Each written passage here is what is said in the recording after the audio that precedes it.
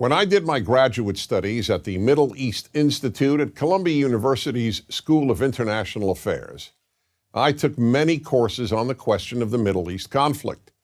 Semester after semester, we studied the Middle East conflict as if it was the most complex conflict in the world, when in fact, it is probably the easiest conflict in the world to explain. It may be the hardest to solve, but it is the easiest to explain. In a nutshell, it's this. One side wants the other side dead. Israel wants to exist as a Jewish state and to live in peace. Israel also recognizes the right of Palestinians to have their own state and to live in peace. The problem, however, is that most Palestinians and many other Muslims and Arabs do not recognize the right of the Jewish state of Israel to exist. This has been true since 1947, when the United Nations voted to divide the land called Palestine into a Jewish state and an Arab state. The Jews accepted the United Nations partition, but no Arab or any other Muslim country accepted it. When British rule ended on May 15, 1948, the armies of all the neighboring Arab states, Lebanon, Syria, Iraq, Transjordan, and Egypt, attacked the one-day-old state of Israel in order to destroy it. But to the world's surprise, the little Jewish state survived. Then it happened again. In 1967, the dictator of Egypt, Gamal Abdel Nasser, announced his plan, in his words, to destroy Israel. He placed Egyptian troops on Israel's border, and armies of surrounding Arab countries were also mobilized to attack. However, Israel preemptively attacked Egypt and Syria. Israel did not attack Jordan and begged Jordan's king not to join the war. But he did.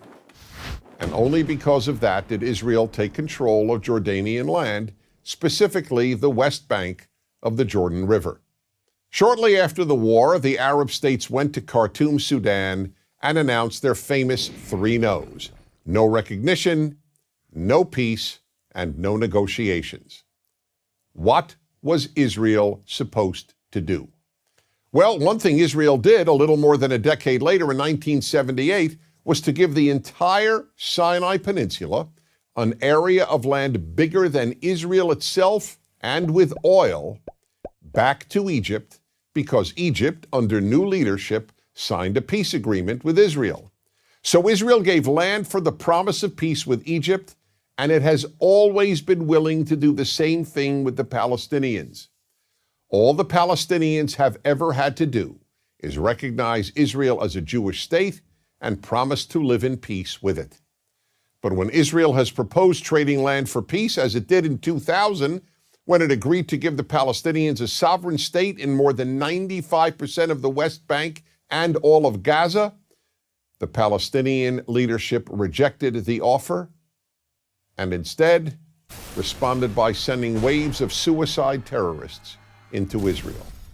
Meanwhile, Palestinian radio, television, and school curricula remain filled with glorification of terrorists, demonization of Jews, and the daily repeated message that Israel should cease to exist. So it's not hard to explain the Middle East dispute. One side wants the other dead. The motto of Hamas, the Palestinian rulers of Gaza, is, "We love death as much as the Jews love life." There are 22 Arab states in the world, stretching from the Atlantic Ocean to the Indian Ocean.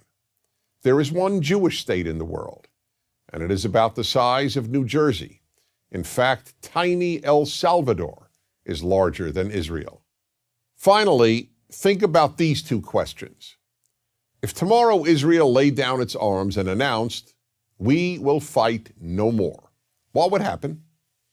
And if the Arab countries around Israel laid down their arms and announced, "We will fight no more," what would happen?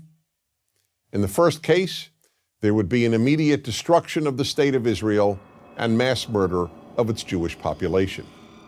In the second case, there would be peace the next day. As I said at the outset, it is a simple problem to describe. One side wants the other dead. And if it didn't, there would be peace. Please remember this. There has never been a state in the geographic area known as Palestine that was not Jewish. Israel is the third Jewish state to exist in that area. There was never an Arab state, never a Palestinian state, never a Muslim or any other state. That's the issue. Why can't the one Jewish state the size of El Salvador be allowed to exist? That is the Middle East problem. I'm Dennis Prager.